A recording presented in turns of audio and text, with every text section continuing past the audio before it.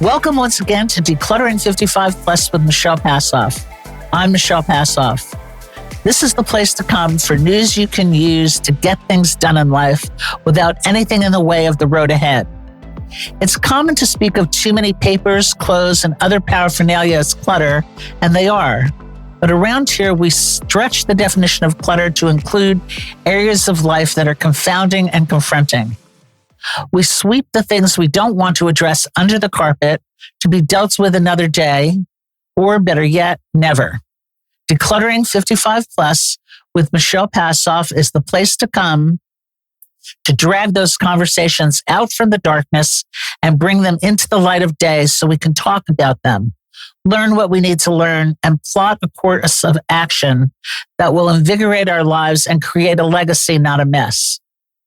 Get your financial house in order, repair, complete, or create a new social, intimate, and family relationships. What about telling your side of your life story so that you can inform and inspire your kids or grandkids? Don't know what to do next in life? Let's look at it. Does your eating and exercise regimen need a reboot? Digital devices making you dizzy? All these areas of life are clutter if they have you stuck and stopped in your tracks. So we're here to generate conversations that will help you sort things out, and where to live may be next on your agenda. Have you scratching your head if it's time to downsize, go to a warmer climate, move closer to children, reduce expenses, or just turn the page? We're going to live next, maybe one of the things on your mind. Today, we've invited Trish Becker and Diane Wiley here to shed some light on the housing option you may not know about or have questions about, and it's called co-housing. Trish Becker is the executive director of the Co-Housing Association of the U.S. and a founding member of ARIA Co-Housing and Chase Street Commons, a micro-village built upon the principles of co-housing. She is a TEDx speaker and a passionate advocate for housing solutions that address our collective crisis of loneliness, environmental degradation, and housing inaccessibility. Above all, she believes that humans need one another for meaning and survival, and that collective housing is poised to be among the signature movements of our time. She is joined today by Diane Wiley, who is recently retired from her job as Associate Director of Foundation Relationships at Mount Holyoke College and a founding member and longtime resident of Cherry Hill Co-Housing in Western Massachusetts. She is a speaker and facilitator on many topics, including senior living in co-housing and aging successfully in community. Welcome, Diane. So Trish, first, for those of us out there who don't know what co-housing is, can you tell us and enlighten us what is co-housing? Sure. So co-housing is an intentional and collaborative neighborhood that combines private homes with shared indoor and outdoor spaces, which is all designed to support an active and interdependent community life. So co-housing is not a financial or a legal model. It's really a descriptive term of a neighborhood that's designed to facilitate connection. So one way that we describe it is shared space, shared stuff, and shared values. So again, in co-housing, you have a private home, but there is often a shared dining room, common house, yoga studios, hot tubs, gardens, etc., as well as sort of an ethos of sharing different things to reduce space and clutter in one's life. And then shared time indicates just the intention of people who live in co-housing to spend their time together at community meetings and gatherings and in support of one another. And then shared values just indicates that intention of people who enter a co-housing community have that shared intention to show up for one another and to dedicate some of their time, labor, and love towards the community. So when you say shared values, do you mean that everybody has the same religion or the same political background, or is the community diverse in that way? Yeah, great question.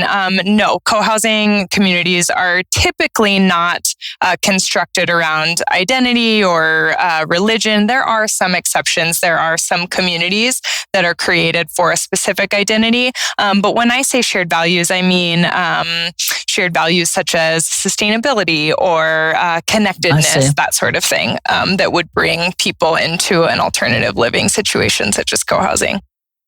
So not all co-housing communities are alike. Each one is different than the other. It's not like one big umbrella corporation running these housing communities. They're all independently run?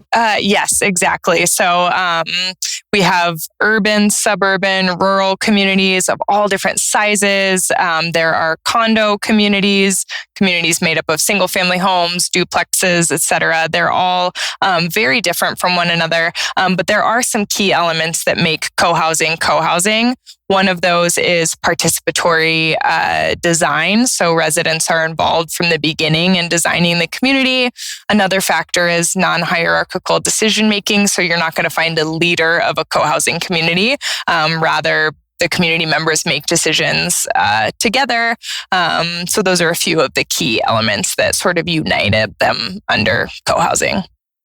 Is this something that's new, or has this been around for a while? Was it started in the U.S. or elsewhere? Yeah, well, we know that living together and communally has existed for pretty much as long as humans have been around, but the specific architectural model of co-housing began in Denmark in the 1960s. And Katie McCammett and Chuck Durrett were two architects who traveled there and then came back and wrote a book about it, and thus introduced the concept of co-housing to the U.S. in the 80s. So. And if somebody wanted to go out and find out about co-housing, good idea to read that book, perhaps? That's a great place to start. Yeah, we call it The Book on Co-housing. The book? Yeah, the name is Creating Co-housing, Building Sustainable Communities. Okay, well, that's besides going to your website, what is your website? www.cohousing.org. That's exactly right. You could start to find out about it there. But co-housing, although you're intergenerational in many places, senior co-housing is your bailiwick, isn't it, Diane? That's right. And that came about when Charles Durrett went back to Denmark to see how things were going 25, 30 years in, and found what they were how they were dealing with their growing senior population. They were creating senior communities, senior specific. And so he wrote another book on senior co-housing. It's called The Senior Co-housing Handbook, Community Approach to Independent Living. I looked it up just so I get it right, Charles Durrett. And all of the books, there's several books on co-housing. And again, you can find that at the cohousing.org website. Why is senior co-housing a good option for seniors? Or is it? I guess you think it's a good option, so I'm not going to say or not. It is a good option. Is that correct? It is an option, and that I think is very good. Let's put it that way. When you're retiring, you can age in place in your home and get isolated and maybe not have an accessible home.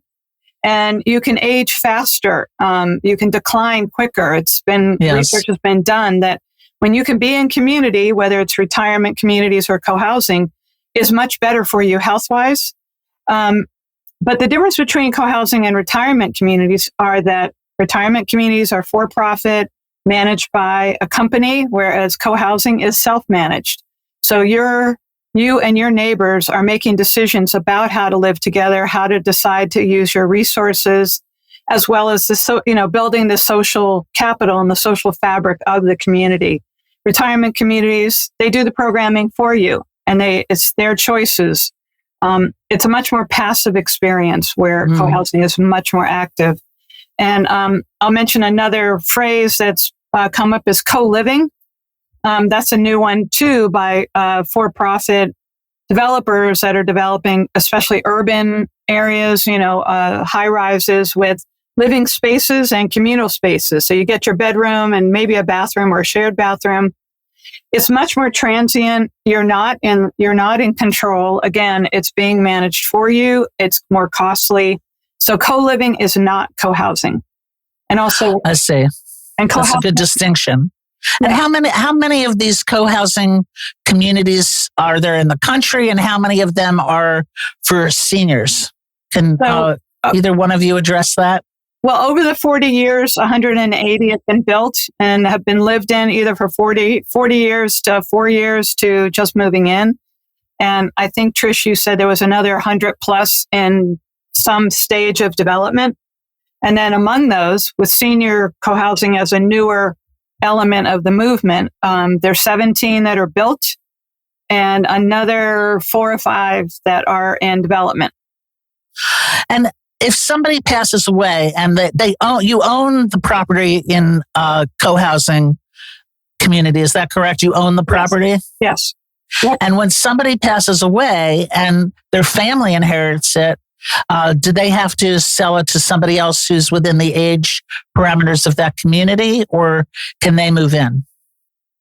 That's a great question. And many communities have developed resale policies, including addressing inheritance. So ideally, you sell it to someone who's 55 plus, but many communities aren't 100%. They're allowed to have 20% of their units be under 55.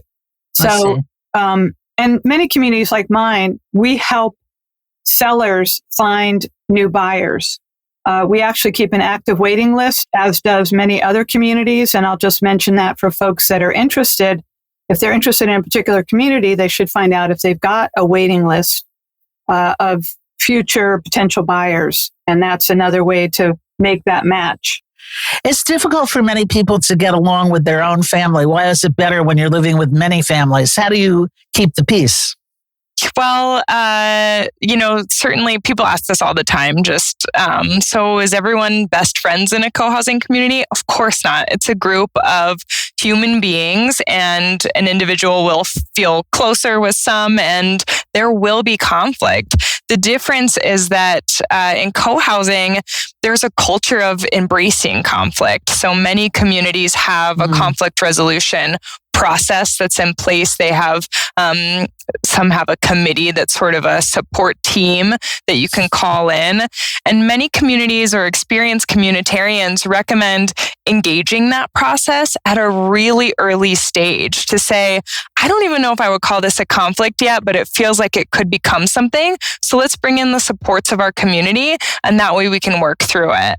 The other piece is that, when you engage in collective decision making, you really have to make space for that honest communication. And so co-housing did not reinvent the wheel. They use many different governance processes, but there is a structure in place to ensure that every voice is heard in a discussion or in a decision-making process. Is there a training program that everybody goes through to like a code of conduct within a co-housing community? Well, kind of.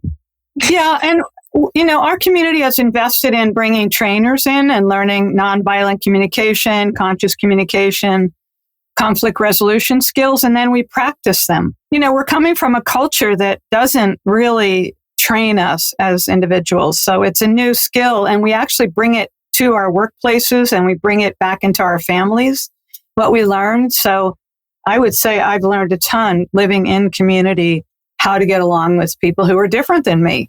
And where I might have a specific conflict, I now have tools that I can use. So can you boil that down to the top 3 points to make on how to get along and with others? Patience, compassion, openness. Don't jump to, your idea isn't always the best or the right one. Learn to embrace diversity of ideas and approaches, opinions. Wonderful. That's all good advice for anybody living anywhere with anybody. Talking about anybody, can anybody start a co-housing community? How do you? Not everybody goes into one that's already existing. Some start from scratch, right? How does that work? How long does it take till move-in day? So we always say that there are 3 ways if you're ready to jump and join co-housing, you can join an existing community, which, as you can imagine, is challenging. Once you live in co-housing, you don't necessarily want to move out, but most communities do maintain a wait list. So it helps to engage with those existing communities regardless. You also can form your own community by connecting with others in your area and starting to dream together.